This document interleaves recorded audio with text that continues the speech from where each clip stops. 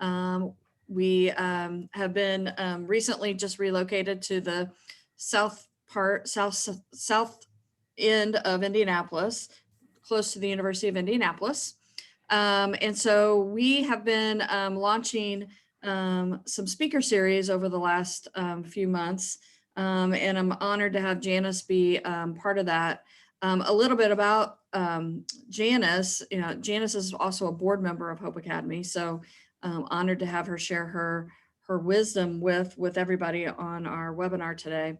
But Janice is a co-founder, or is the founder of New Perspectives of Indiana, nationally recognized adolescent and young adult counselor, and has been working in this field. I won't say how long. I've known Janice for 30 years, so I won't say how long it really has been. But she is, well renowned and really an important part of the city of Indianapolis and our community in helping young people, particularly, these high school age and young adult age, young people kind of find their journey through adulting. And so it's an honor to call her a friend and a mentor of mine, and certainly on this journey of creating Hope Academy. So with that, just a few housekeeping things. We are going to, if you will put questions in the chat box throughout the course of that, and then towards the end of that, Marianne will kind of read those questions to Janice, so she doesn't have to worry about what the chat is saying while she's presenting, and we can get all that great information that she has for us, and then we'll take some questions toward the end. There'll also be a email that comes out with a short survey for you guys to fill out, and you'll receive 1 CEU credit at the end of this. So with that, I will pass it on to Janice, and we can start learning about young people and marijuana.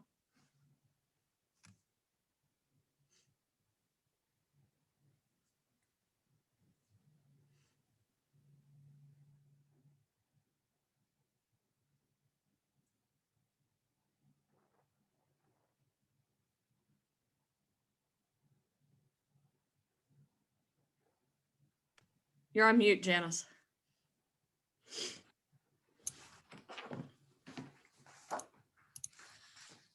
Okay, good. There you go. Hello. Thank you guys for joining us today. This is interesting that I'm doing this because I'm the most technologically challenged person on the face of the earth. And so I can be in front of 100 people with or 1,000 people with a mic and not think twice about it. But I'm like everybody else, I'm having to increase my skills here. So we have a lot of information to cover today. And I will tell you 2 things. One, I talk fast, so we're going to get through a lot of information. The other is I'm, like any good, overachiever, anything worth doing is worth overdoing, right? So I have more information in my PowerPoint than I'm probably going to be able to get through today. And I do that intentionally because if you guys would like to request the PowerPoint, you can have that. And I like for people to have that resource. And so, I'm really actually glad I'm looking at you guys in a gallery because I talk to teenagers all day. Teenagers act like they're not listening to you even when they are. And I like adults though, because adults act like they are listening even if they aren't. And so it makes it so much easier. So I can see faces, and I'm sure you guys are all going to, behave very maturely and act like you're listening to me. So it will make me very happy. Okay, let's start talking about this concept of the challenges presented by marijuana. And, the thing about what we do is ever evolving, requiring all kinds of new information, constantly upgrading and inputting new information into our bag of tricks. And, there are several kind of recent developments in the use of marijuana that really have challenged us and present challenges to us that we're just now starting to come to understand. And so the main challenges that we really talk about really have to do with frequency of use, amount of use, potency of use, route of ingestion, because when you change the route of ingestion, you change the entire substance, and perceptions that are outdated and based on old patterns of use with kids, old levels of just potency with what the kids are using. And And as a result of the increase in potency and frequency, the mental health implications are very, very significant. So we always known that there's been a connection between mental health issues in teens and young adults and their use of marijuana. But at this point, it's hugely significant. And one of the things that has really happened is mental health professionals are saying, this is new to us. We really are not sure what we're supposed to do with this, but it's a huge issue for the kids coming in and a problem that needs to be addressed. And so I think the first step in really addressing these challenges really comes from updated, accurate information. And what I love about this generation of kids, they love information. And that works well for me because I'm a nerd. I research everything, and I have a philosophy: if I'm going to know it, then my clients are going to know it. And so, so they respond and react to that. And I remember a time where teenagers didn't really care, and people say to me, they don't care about research. I go, yeah, they do. That information really does inform their choices. And so the more accurate information we have, the more accurate information we can provide with them, the more positive response they're going to have to what we're saying. And unfortunately, they have their own information, and their information does not come from the most reputable sources, but they are willing to substitute what they think they know for what they really know if we can provide that information to them. And that's really kind of the first step that I want to talk about today. And so I'm gonna see if this works. All right. It says the host disabled my screen. Oops. Okay, let's do this again. Okay, nope. No. No, Hold on. can you share my screen, my PowerPoint? Just a minute. Yes. Give me just a sec. Okay. Well, I'm going to keep talking and you guys can catch up. So let's really talk about one of the things that we absolutely have to talk about is we have to talk about what has happened with the legalization of marijuana, because it's really altered and changed perceptions, not only from the kids, but from, I think, just everybody in general. And I've been asked to come to several states who have legalized marijuana and then said, oops, we're having some real problems that we did not anticipate. And so there've been, there's several things that I want to talk about how the, oh, thank you. So there's several things I want to talk about how that legalization, even though it's not currently legal in Indiana, how it really has impacted. Can you move my, thank you, how it's impacted our, just the kids that we see and just our culture in general. And really one of the main issues is there's this widespread perception that legal means harmless. And even in Colorado, they talked about an increase in pregnant women coming in, giving birth with, levels of THC in their system. And their perception is it's legal, so it must be safe and okay for me to use with, when I'm pregnant. And so that's a huge issue just in general, because people have really started to look at this as not something that we need to worry about, not something that has significant consequences connected to it. And we know that that is not true. And so as a result of that, there has been an increased use in the general population among high school students and certainly among college students. That daily, and also there's been a tremendous increase in the frequency which they use. So daily use really is considered the new norm, particularly among young adults, that there are unprecedented numbers of daily users among US college students. So that is a significant issue.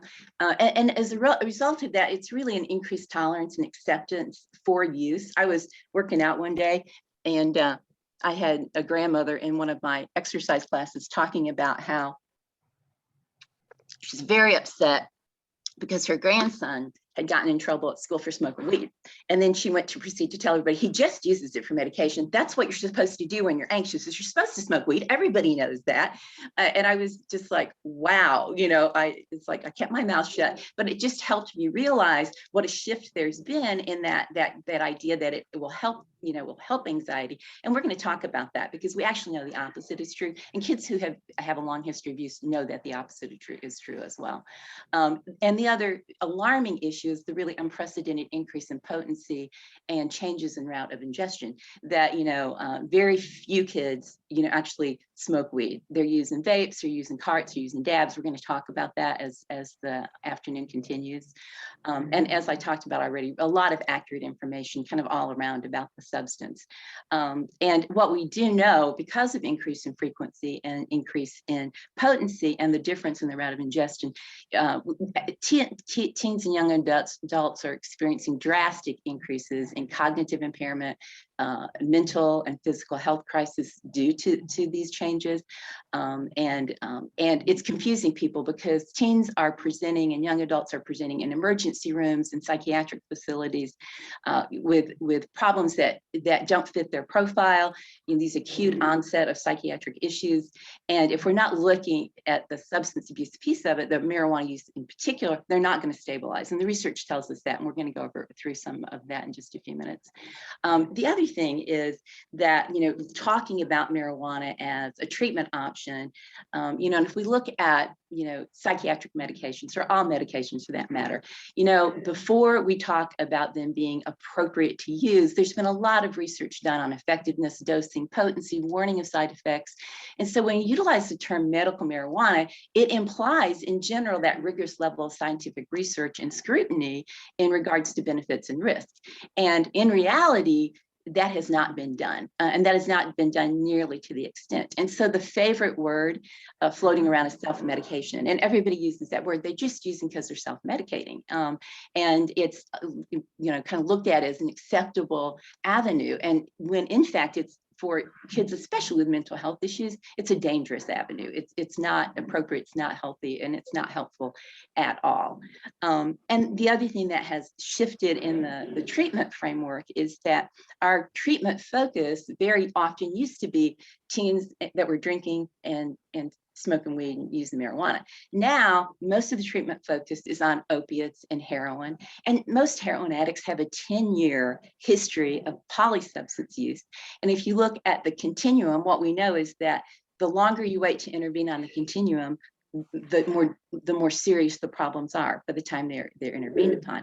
And so we've focused all of our energy onto those other addictions, which that's fine. We need to pay attention to that. We need to allocate resources for that, but not at the expense of perhaps we could prevent that from happening if we could target this stuff at an earlier age and really talk to the kids about the whole concept of addiction as it relates to addiction, or marijuana. And one of the things we definitely need to talk about is their hugely inaccurate perceptions about driving under the influence of marijuana. I think that's real important. We're going to cover some territory on that today as well. And the other thing is that cannabis really is kind of an intricate part of most, if not all, youth cultures, and it's considered to be really normative behavior. There was an interesting piece of research dating back to 2012 that indicated that there was a significant increase in adolescent use of marijuana just based on the belief it was safe, very specifically because it was medically approved. So these are the challenges. Now we're going to talk about some solutions. I always like to talk about the what, but I also do like to also talk about the then what. But I think we're going to explore, if we go on to the next PowerPoint here, we're going to explore just this plant. And this is where the interventions that really allow us to provide accurate information to teens and their families and people that work with them.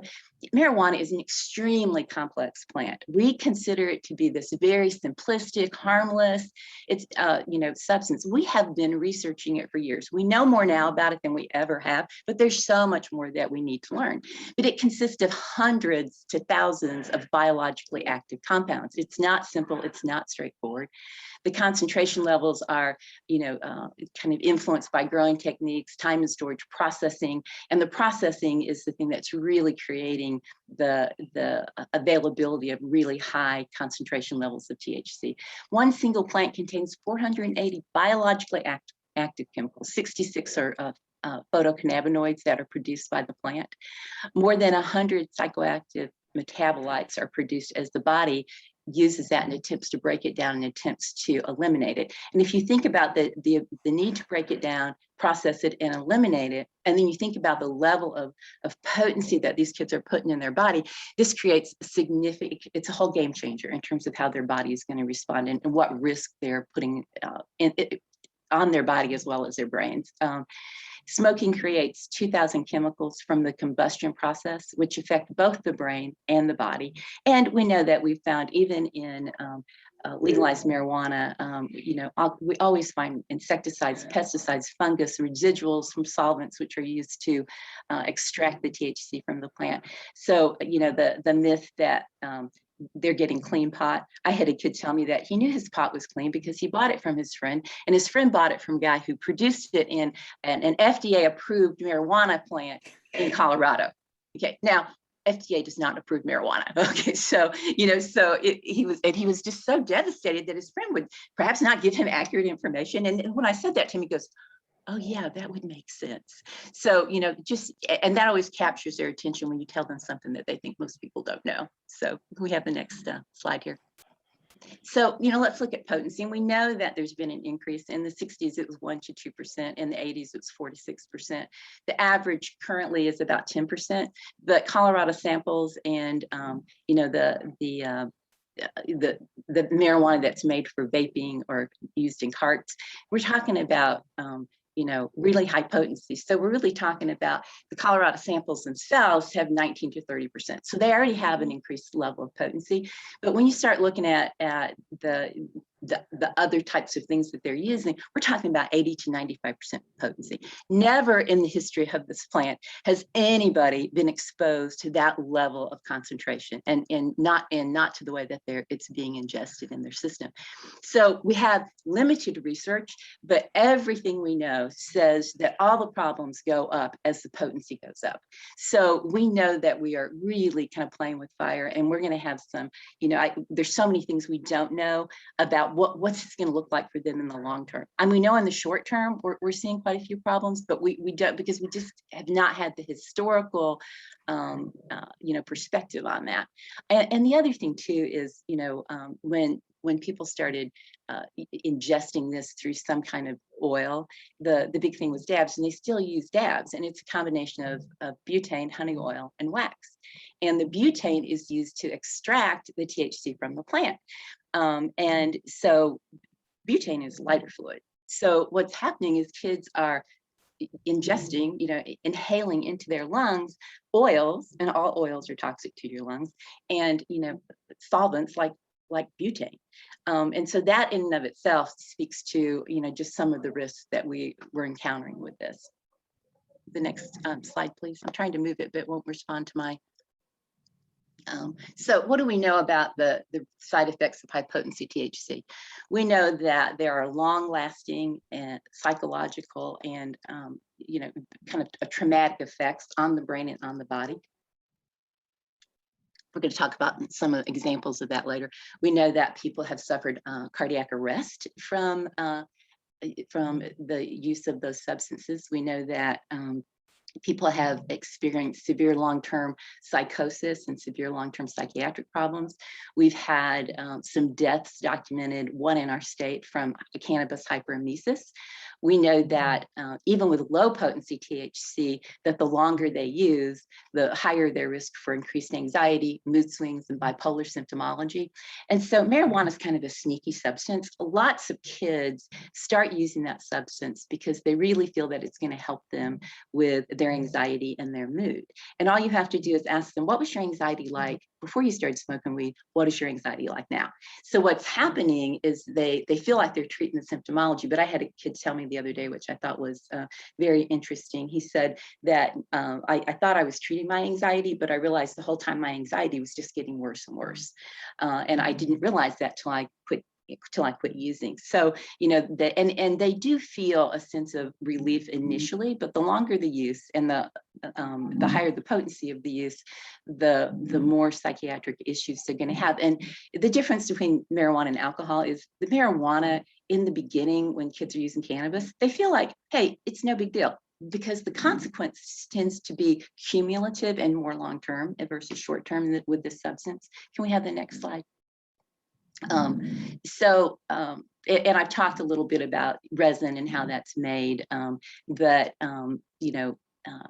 and all, all oils, all the new methods of ingestions, except for edibles, involve having to turn this into some type of oil, which can then be inhaled, and oils are toxic to your lungs. And so there was all this stuff about, like about a year ago, about kids getting bad stuff, that THC that had toxicity in the oils. And I'm like, the oils are toxic in and of themselves. It doesn't matter if anybody puts anything with them. All oils are toxic to your lungs. So that was just another huge piece of misinformation. And we also know that as tolerance develops, and it does, and so basically your dopamine gets used to whatever you're doing to trigger it. So when your dopamine gets used to high concentrations, then you have incredible cravings for using more frequently and using stronger doses.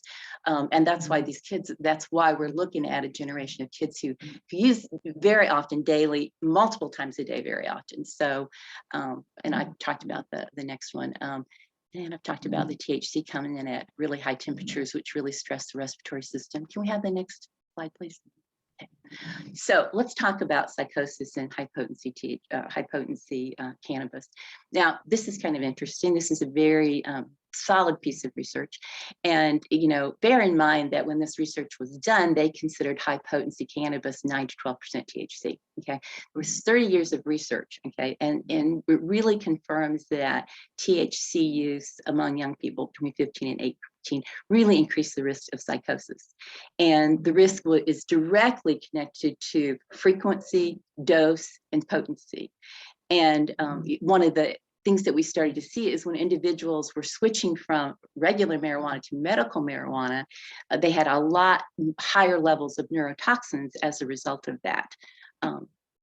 And there was a piece of research about adults, okay, because I think people think, oh, well, it might not be good for kids, but it's totally harmless for adults. In 2009, adults were hospitalized for their first episode of psychosis, and many of them were using what they considered at the time to be high potency THC, much, much lower than what is available for people today.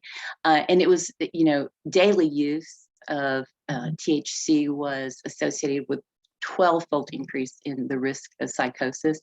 And they also found that following the first episode of hospitalization, the people who were most likely to be hospitalized for psychosis were people who left the hospital, went back out, continued their use, and the relapse risk for hospitalization was the lowest among people who discontinued their use after their first episode of psychosis.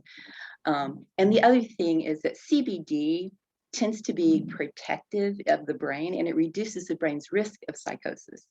But high potency THC cancels out the CBD. So if you have, cannabis that has a high level of THC, it's going to have a low level of CBD. So, we're having, and that's what I see. What I see is an unbelievable number of young adults, primarily males between 17 and 20, who are diagnosed with psychosis or bipolar with psychotic features that come in, and most of them have been using dabs, or some form of high potency THC, and and even before they present, to the psychiatric hospitals, and all over the country, I talk to people and they're like, oh, we're getting admissions every week to the ER from, marijuana-induced psychosis. It's a widespread problem around the country. It's not just something that we're seeing here in Indianapolis. But what we see with the kids when they're using is that their whole psychological profile changes. They become extremely emotionally reactive. They get very easily overwhelmed. They have to leave school. They can't deal with anything or anyone. They have no frustration tolerance. They have an inability to problem solve, and they just start spiraling completely out of control. We also know, and we're going to talk about this, that we're seeing lots of increases in car accidents, and this is a national problem, that they're seeing more and more car accidents where people are testing positive for THC, and we need to share with the kids and talk to them a little bit about what we know about that. And then obviously really debilitating anxiety and really high avoidance types of behavior. So can we have the next slide? So let's just talk a little bit about what we know about what this does to your brain. We know there's lots of evidence that that frequency, duration, and age of onset really impact many parts of their brain. You know, and the higher the potency, the more this is true. But it really creates problems with motor control. It really interferes with the part of the brain that's responsible for all that executive functioning, you know, problem solving, thinking, resolving issues, using the logical part of your brain, because the entire brain structure changes. We know it changes the size of the hippocampus, which is, you know, critical to memory, which is why people always talk about THC really impacting memory. You know, we know that it really kind of changes their reaction to their environment, you know, things that produce like the limbic system, which really helps us with kind of understanding emotional content and responding appropriately to sensory experiences. You know, so the white matter, the orbitofrontal cortex, all of those things have to do with emotional regulation. So we know that the kids are having tremendous struggles with that. If we can have the next slide. And that's why kids very often present for psychiatric treatment. And when you really look at that closely, they're really struggling because of their level of cannabis use. They're having tremendous problems with that. And we can't overlook that because they're not going to stabilize psychiatrically until that particular issue gets addressed. And with the culture now, every teen that is seen and every college kid, we need to get a good solid substance use history on them, because, and they will tell you, because they don't think anybody cares that they're smoking weed. So the good thing is they're much more willing to tell you that, yeah, I smoke, like, you know, not as much as most people, only like 3 or 4 times a day. And so they're, because they think it's normal, they don't think they're going to be concerned about it. So that it is easier to get some information, more information from them on that. Now, I want to talk about cannabis hyperemesis because it is becoming quite an issue. And we probably started to see this maybe 4 or 5 years ago. And I don't know about anybody else, but I have so many young people referred to me with GI problems that are not known source of origin. And so I think it's important that when we talk to kids, we kind of take a look at this. And so, you know, kids come in with horrible nausea, reoccurrent nausea, severe, sometimes up to 20 times a day. Can't tell you how many kids are like, I can't eat, my stomach is a mess, I feel terrible. They get sent to me because the GI doctors can't find a cause of that. And they also talk about the only thing that makes them feel better, and we don't know why this is, but we know this is true, is hot showers or hot baths. That's the only time they get any kind of symptom relief from that. Sometimes up to like 14 times a day. So, but it's very transient. Their symptoms subside is when they take a shower, they take a bath. They get bad again the minute that they get out of the shower. So, and it's worse with food, lots of danger from weight loss and dehydration, which is where the deaths are coming from. We see it in daily users between 16 and 51, and that's about the earliest that I've seen it. And it's usually consists of somebody who's used heavily for a minimum of 3 months. And so if we can have it. And so what they of course do is they of course think, well, you know, my stomach's upset, I'm going to smoke some weed, I'll feel better.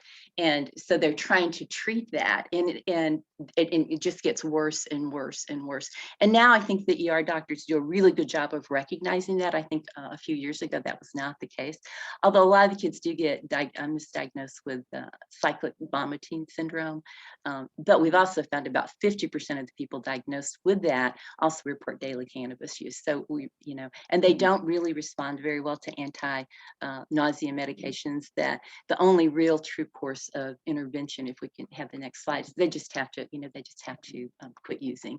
So, you know, and it happens kind of for a week or two. They talk about, you know, morning nausea, food aversion, weight loss, vomiting, and they move quickly into that acute phase, and then they move into the recovery phase, which is just cessation of use. And most of the people, when they're fine as long as they stop using, but when they continue to use, this kind of surfaces again. So we really need to kind of be on the lookout for that with kids who come to us with chronic stomach problems, and I think probably we all see many of those kids.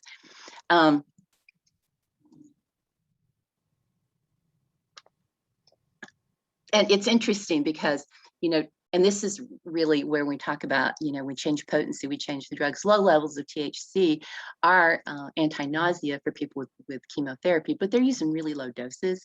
What's going on with the kids with high doses of THC, they're having the toxins from the THC are storing in their stomach and in their intestines and literally poisoning them. And their stomachs are reacting to that. And that's why, it's like, well, it's got to be good for nausea. No, if it's used in a controlled way at a really low dose, it's good for nausea. But our kids are finding it's, the kids we're seeing, they're having horrible problems with it. And nobody wants to believe. I've even had parents say, that's not what that is. That's not what marijuana does to you. But it's a huge issue. Can we have the next slide, please? Okay. So, and I just want to quickly say, we keep talking about people using, I think we need to quit using the word self-medicating, because it implies that that's a good thing that they're doing that. THC, it has a very limited medical research behind medical use. Obviously nausea for chemotherapy, appetite, stimulant for, anorexic or HIV patients, and some neuropathy pain. But beyond that, we don't have the research that this is an appropriate medical course of action, and we need to keep that in mind. Can I have the next slide? So, and it's contraindicated for all the reasons that our clients use it: anxiety, mood management, learning, focus, social anxiety. It makes social anxiety really bad. OCD, sleep, it makes OCD symptoms worse. Tourette's, psychiatric diagnosis, contraindicated. There's absolutely no reason that we should be talking about that. Okay, so let's take a look at marijuana and the effects on the emotional regulation system. If we can have the next slide, please. Take a look at some of the things. One of the things that there's a neurochemical in our brain. It's our internal endogenous cannabinoid. It's called anandamide, and it is the cannabinoid that it breaks down really quickly in the body. So we can move through these slides pretty quickly here. And it's synthesized enzymatically in the area of the brain that's critical to memory and higher order thinking, learning, pleasure, concentration, sensory, and time, all of those things. And it's volume control. So its job is to communicate. The receiving neuron communicates with the sending neuron, and it says to that neuron, here's what I need you to do. You're kind of heavy on the dopamine. Will you kind of dial that back and send me a little serotonin instead? So it's a very fragile cannabinoid, but very, very important in terms of regulating mood. And it keeps everything in balance, not too much, not too little, just keeps our brain flowing the way that it needs to flow. And THC is a very strong cannabinoid, and it sits on the receptor site in the brain. And so because it sits on the receptor site in the brain, the anandamide cannot communicate with the brain. So in the brain, if you don't use it, you lose it. So anandamide downregulates. And so then when the kids are no longer using THC, they have horrible anxiety, they have horrible mood swings, because their brain is not able to regulate itself until they're clean long enough that kind of resurfaces for them. So so we really need to kind of look at that. That's kind of why people have some of the issues that they have emotionally when they quit using. So I'm going to, and I really want you guys to use, I'm going to cover just one more thing, and then we're going to kind of move forward. And I want to talk a little bit about some things that I think are critical in kind of assisting the kids. And so basically, all psychiatric issues, the kids have a tremendous more risk for developing psychosis, schizophrenia, anxiety, depression in young adulthood based on their adolescent levels of use. So I'm going to go, let's go quickly through the, let me see if I have a page number here that I want to flip to. So I want to talk a little bit about what can we do to help the kids kind of get through some of this withdrawal. And so we're going to go to, it's 25 on the, it's page 25. I don't know if you have that, but it talks about physical addiction and withdrawal. If you want to go through that, we're just keep moving those, and I'll let you know where that, I'm going to kind of keep talking. Hang on, just this one. Okay. So marijuana is physically addicting, okay? And we kind of have this kind of concept that it isn't, and it's physically addicting because it has a withdrawal process, and it's about a 14-day withdrawal process. And I've kind of listed kind of what kinds of things happen in that 14 days. And the first 2 weeks, it's most strongly noticed. There are some more long-term things like sleep disturbances that last longer. Can we have the next slide? So this is the criteria for withdrawal. And it is a DSM-5 diagnosis. It's right there. And so it's all the things that we see with kids when they're trying to get clean. And it's important that we recognize that it's not necessarily an easy process for them. So let's keep moving through this. And so one of the things that I want to talk about is, go ahead and move through that slide. I want to talk about what we do to assist them with withdrawal, okay?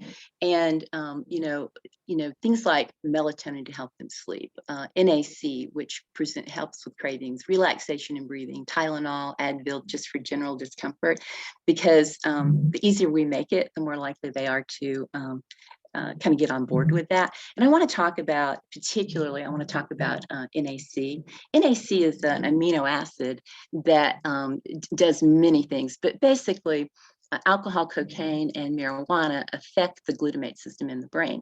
And what NAC does for the glutamate system is it restores it and recovers it. And specifically what it does is overstimulates the glutamate system. And you don't need a lot of glutamate. When you have too much glutamate, you just end up getting anxiety. So it's completely dysregulated. And NAC goes in and repairs that glutamate. And it really helps. And we need the kids' glutamate to be working well, because if you put magnesium and B6 with glutamate, it turns into GABA. And GABA is the main anti-anxiety neurotransmitter. So one of the reasons kids get so anxious when they smoke so much weed is they've destroyed their glutamate system. And then their body doesn't have the ability to make GABA, which is not something that we easily control through medication. And so magnesium and B6 will very quickly NAC helps restore the glutamate system. Magnesium and B6 gets the brain producing that GABA. GABA is the primary precursor to serotonin. So by using NAC, magnesium, and B6, I have a certification in nutritional psychology, so I am very fascinated by this stuff. But it's real important, and we need to do this early on because it gets them feeling better very quickly. And the better they feel, and the quicker they feel that way, the more likely they are to engage in that process of recovery. So I just wanted you guys to have, it's very fascinating. It's a very fascinating amino acid, very safe, very, very effective. So I would just encourage you guys to look at that a little bit. It has many, many benefits. It's a brain nutrient. A lot of people just take it for brain health. So we can move forward. And before we wrap up, a couple things I want to point out in the PowerPoint, and hopefully you guys will take a look at this. One is, what do we need to do early in recovery with the kids? Well, we need to, let's keep moving the slides because I'm going to talk about something that's farther along here. One of the things that we need to do early in recovery is we need to try and get them feeling better, and we need to help their brains recover. And there are 3 very important things that they need to do. And one is they absolutely need to start moving. There's a part of your brain that's not going to recover until you move, until you get out, until you do some physical activities. There's about, hold off right here with this, and we'll come back to this. There are about 14 different neurochemical benefits to movement, and they absolutely have to move, and they have to move frequently. They have to move a lot because that's going to change the production of neurochemicals. It's going to help them create more neurochemicals. It's going to heal their brain from all the toxins. Just very, very, very critical. The next are a series of vitamins, and I'm giving you a lot of information on the PowerPoint, but I want to just cover a few things. Here are the big ones. B vitamins, all of them, every single one of them plays a very important role in mental health and detox of the brain and production of serotonin. So they all need to be on a pretty decent dose of B vitamins. The other vitamins that are just really critical, vitamin C, vitamin D, and especially if you live in Indiana. We have such low levels of vitamin D magnesium, and there's a really good multivitamin called Preservision. But the big ones are the D's, the B's, the C's, and then magnesium, which 80% of the people in our culture are short of magnesium. So it's real important that we kind of take a look at that. And my goal is always to get kids to do it with their diet, but I supplement. I eat really well, and I know I don't get enough of those things in my diet. So I found that the kids are fascinated by this aspect of it and usually pretty willing to work through that. Now, before we wrap up, I want to talk to you a little bit about risk reduction for the kids. So there is a, okay. Oh, by the way, cognitive skills, there are some really good things that kind of help with that. And if you go down to the next slide, on the next slide, there is, okay, I talked about, keep moving. We've talked about most of that stuff. Keep moving. That's all the brain stuff that's so awesome and good, but keep moving through that. Okay, let's talk about harm reduction. Okay, so let's stick here for a minute. So what I found is that since things have changed so much, I have to go about this. I have to chunk this. Okay, I have to do it in little chunks. And the first thing I want to do is I want the kids to quit smoking using high potency THC. I mean, it's absolutely a must if they're going to stabilize at all. And so, and one of the things that I think we notice all the time with the kids is that if you do one unhealthy thing, then you do the next unhealthy thing. And so this is kind of we call this a depletion cycle. We use this in mental health as well. We just plug in different things into the circle. It's a depletion cycle. So, and it's a depletion cycle that happens when the kids use THC. I give this to my clients. They look at this and they go, yeah, this is basically my life. This is every day of my life. They can really connect to this. And it also gives them some points of intervention. So, so there are 5, I would probably put even another thing on this and as we talk, but I give this to them and I talk to them about, let's just do one of these. Okay, let's just start with one of these and see kind of how that feels for you. And instead of me trying to get them to do all the things at once. So here's what happens. Okay, they use THC. And one of the first things that happens is their whole unhealthy consumption of things they put in their body.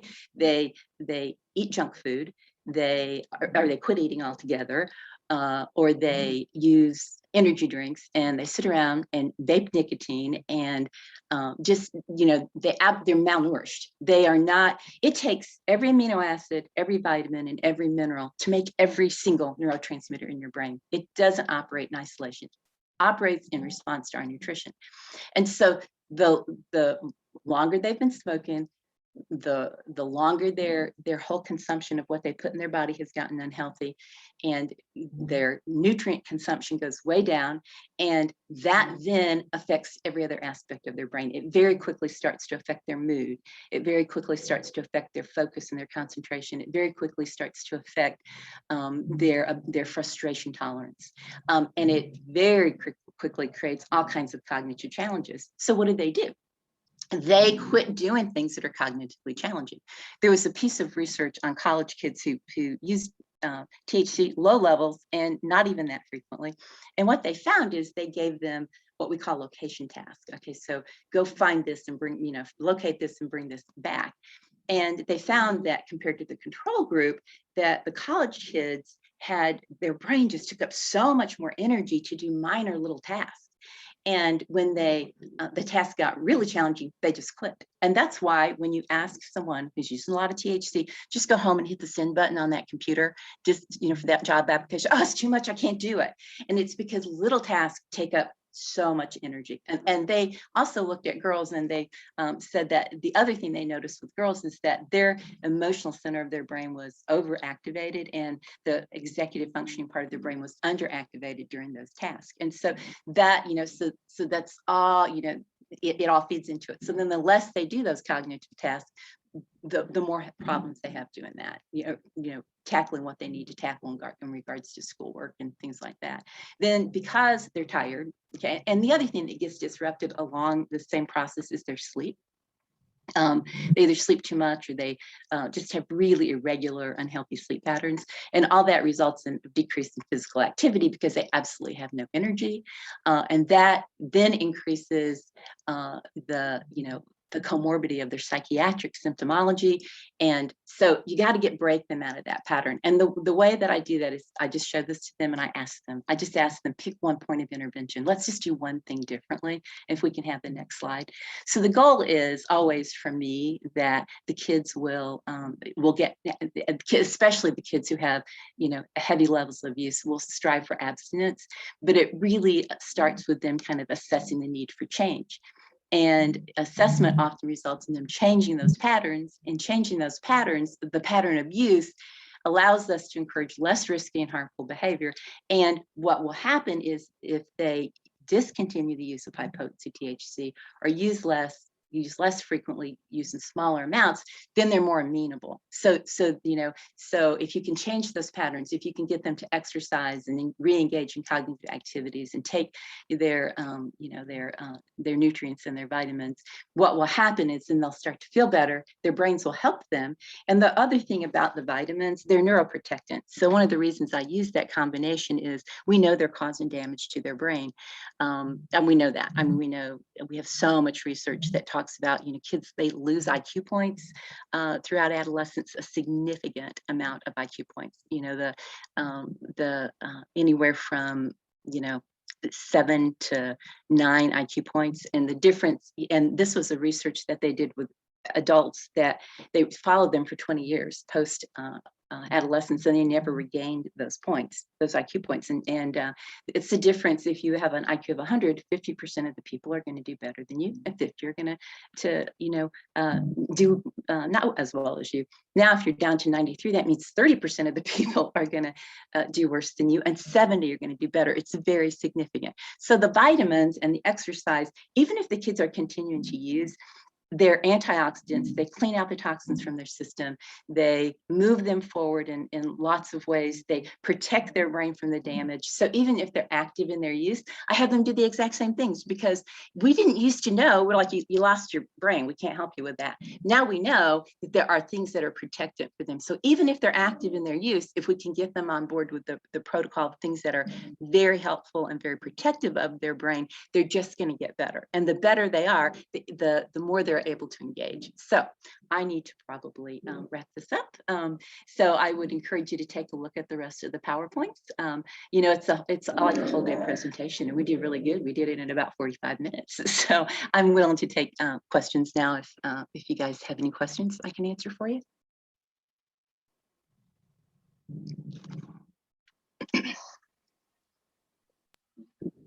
Janice, Amanda asked a question. She said, you mentioned the negative effects of THC on the brain, but only touched on CBD oil a little. Does CBD oil with no THC still have the same effects? No, if you look at the research with CBD oil has been very extensively researched and does have quite a few clinical applications. It primarily works through the stomach and the digestive system. And so it actually does have some positive effects on things like anxiety. It's good for recovery from cannabis hyperemesis, because it starts to kind of, help the digestive tract, and it's anti-inflammatory. So it actually has really good clinical implication. But it's important to realize that THC kind of cancels out CBD. So when people say, I'm using CBD that has some THC in it, it's like, yeah, it's going to cancel that out. So completely different cannabinoid. And definitely, there's been a lot of research. I've tried to keep up on that. I have no problems for that with people who are experiencing anxiety. I just don't want them to vape it. I don't want them to vape anything. It's not good to vape anything. It's not healthy. Any other way, I'm fine with that. Any other questions? So Janice, there's a question about, is CBD ever used in the process of decreasing high potency THC use or for withdrawal? We can't. The CBD, THC cancels out the CBD. Okay, so no, we can't. It doesn't affect it that way. So no, it doesn't cancel out high potency THC. High potency THC cancels out CBD. Now, there's not really been research about, does it help with withdrawal? So I'm not going to I can't answer that intelligently because I haven't seen, I'm not going to say it's out there, but I have not seen that. And I have looked for that. I would say that just common sense would tell you that it might be very helpful for that. We just don't know the impact it's going to have. The more the THC gets cleared out of their system, probably the more response they would have to CBD. Okay, Susan Howe asks, could Janice give her routine when she begins with a new client? I'm not sure exactly what, I don't know if that means the vitamin routine or. Well, yeah, I mean, I pretty much fairly early on. I do an assessment on all clients, like exercise, sleep, nutrition, diet, all of that stuff. Very often, I can't believe they want to do this because I hate doing this, but so I asked them to do like a 3-day food journal for me. You asked me to do that. I'm like, I don't have time for that. I can do that. And they're like, oh yeah, I'll do that. I'm like, you'll do that? Okay, well, why don't you do that? And I just asked them to do a 3-day food journal, starting with, and write down everything they eat and drink. Just don't worry about what you eat and drink and just give it to me and we'll look at it. And they're like, this looks bad, doesn't it? And I go, it doesn't look too good, honey. It really doesn't. So very quickly, I get them involved in the nutrient, the vitamin types of things. And I always talk to them about science. They go home and tell their parents, I learned the coolest thing. And they argue with their health teachers. That's not true. This is what you need to do with your vitamins. And so very quickly, I do that. Probably second session, I do that. And then I have to kind of ease my way into other things like movement and things like that. That's why I give them that sheet. And I go, let's start, and I explain to them, how like if you do one good thing, then it's easier to do the next healthy thing. Like, oh yeah. And they'll just give me all these examples. I give them that. They go, this is my life. I go, do you like this life? Do you like that this is your life? And because I'm thinking, babe, you deserve more than that. And they're like, yeah, I don't like this life. Let's just pick one and let's just work on it. I'm not asking you to be perfect. Let's just do it and see what happens. And then I go, okay, so you got that down. And they're like, I already went on to the next thing. And I'm like, all right, good for you. So it's really, it's like a constant moving. And I don't wait for them to get clean to start working with them. Are you kidding me? I'd be sitting here twiddling my thumbs talking to myself. Our job is to get them to move forward, and whatever they bring to us, take that from them, whatever they'll give us, let's work that. But I just find that they love that cycle. I think it's a very simple thing, but so that's kind of how I engage them in that process. Okay. We often hear the argument, it's better than drinking. Do you have an answer for that? Is there infographic or sorts comparing the effects of these two?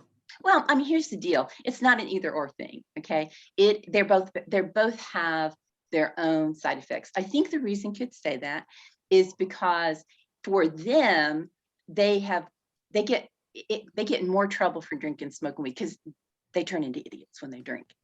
They cheat on their girlfriend and they, puke on their mom's carpet and they can't find their car. And I mean, all of this stuff, so I think what happens with them is they feel like none of that happens. I can smoke weed without getting caught. I can, and so in the short term, I smoke weed, I go home, I eat some food, I go to bed, I get up. Okay, so it's the concept, and it's a misperception that weed doesn't cause consequences. It's just that the consequences are cumulative. So, and they both affect the brain. They both affect the brain in some really, kind of dangerous ways. There was a piece of research that if you've experienced 50 hangovers, you've caused permanent damage in your brain in its ability to process and utilize information, and you kind of input new information and utilize that information. THC does that too. Totally opposite. THC hurts your short-term memory. Alcohol hurts your long-term memory. So I was thinking about that, and I thought at first, like, oh, 50 hangovers, and I was like, ooh, no, 50 hangovers.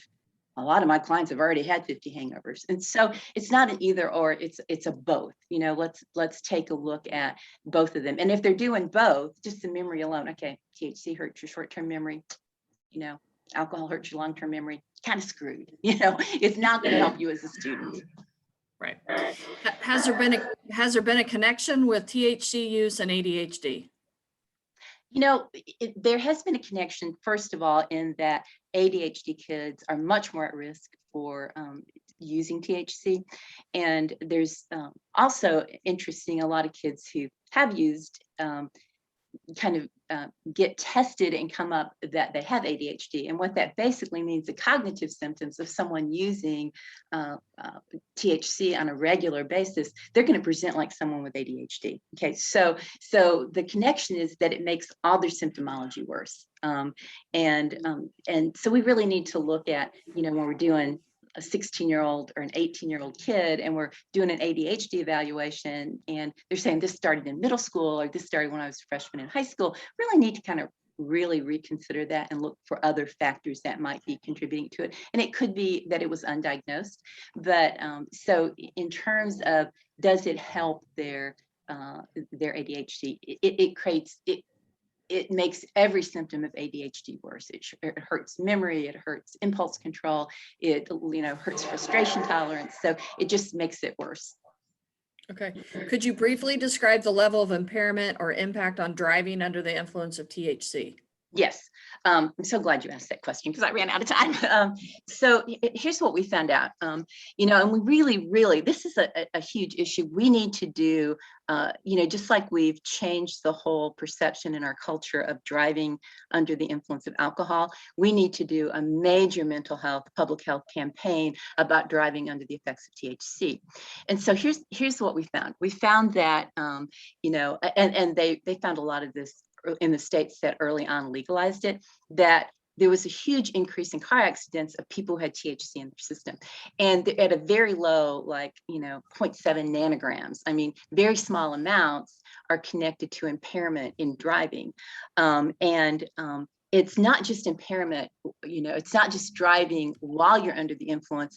For adolescents in particular, they're finding that for weeks after an episode of use, that they're impaired enough that their car accidents are through the roof, which explains why I have kids who will have 7 or 8 car accidents in a year or two. And they'll say, I wasn't high when I did that. Yeah, I get high a lot, but I wasn't high. They don't have to be high, that they're impacted for a very long time afterwards. In fact, there have been cases of doctors prescribing THC to people and not providing a warning for them about how it impacts their driving, and doctors are being sanctioned and sued because they are prescribing high levels of THC, and they're not saying, you do know that this impairs your driving, you need to be careful about this. And so the connection was not that they were impaired when they're high. We know that. They don't know that, but we know that. But the real issue was how long they're impaired after they've had an episode of use, which really, I think, speaks to,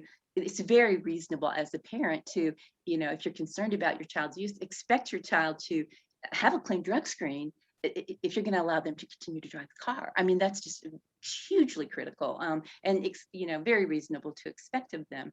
And so I think that's really kind of the issue of that. We know that they're so impaired and they don't have to be high to be seriously impaired. Any other questions? There doesn't look like there's any other questions in the chat box. Lots of questions about a recording of this. We have recorded it. It will be available shortly. Complete the survey that you'll get in your email. You'll get a copy of the PowerPoint, and then we'll let you also know when the recording is available. The other thing, Janice, is people would like a second, like round 2 of this. Oh yeah. So, and Janice and I have had that conversation that there was no way we could get all of this covered in 45 minutes. So we will also look for maybe a fall presentation around what we're doing around marijuana, and kind of continue that. And so more should be revealed. You will get a certificate of attendance. If you just fill out that survey, everything will come to you, shortly after you do that. So Can I say one more thing? Yes, sure.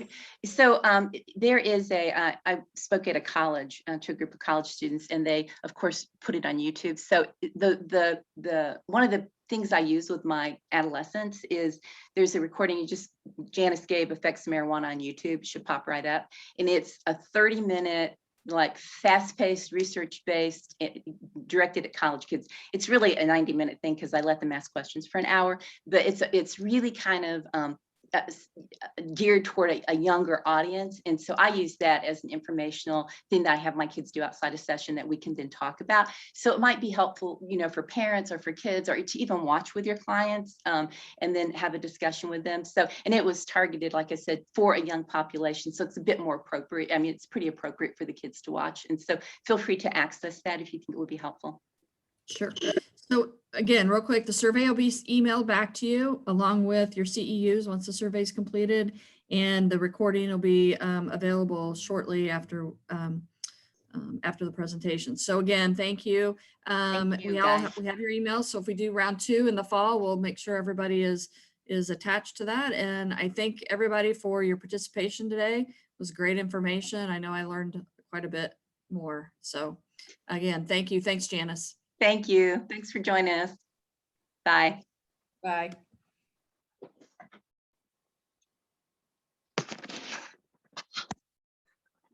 All the information.